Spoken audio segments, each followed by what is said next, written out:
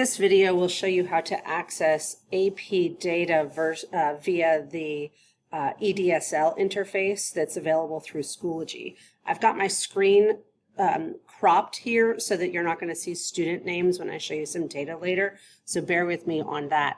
But basically, if you are sitting in your home screen, course screen in Schoology, you're going to go up here to the 4 blocks in the top toolbar. That is effectively your app store.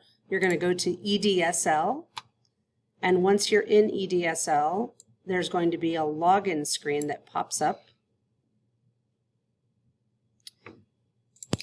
And you will go ahead and type in your username and password that you typically use for anything on the network.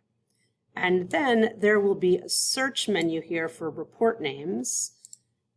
What I want you to do is just scroll down to AP Workbook Preliminary. You can search for that if you want, but it's usually going to be on your first page since it's alpha order.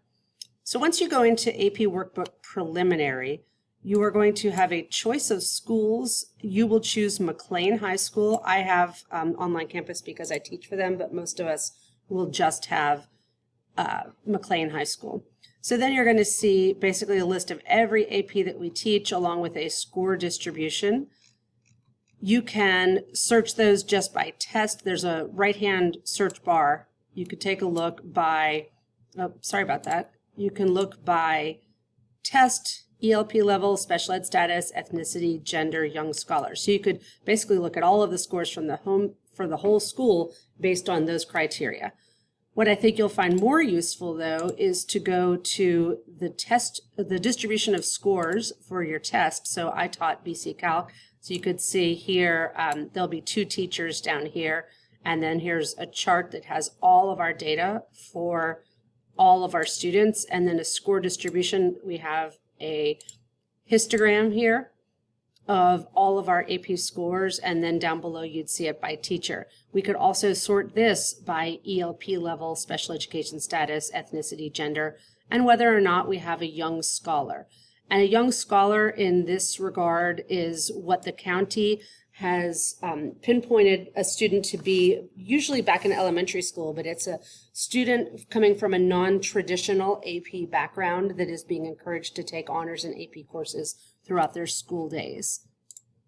The one called Exam and Final Mark is the one that I really wanted to focus on today. This is BC Calculus, but you're going to see your own graph for your own course. And what you're looking for is a diagonal here, with the larger dot at the top corresponding to a 4 on the 4-point scale, so an A, and a 5 on the exam.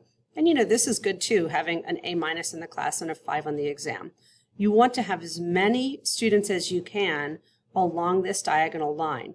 And then you might take a look at outliers. Like this is a student who got a 5 on the exam and a 2 in the course. So I might want to go back and check to see who that is and see maybe why and what can we do to avoid that situation in the current year.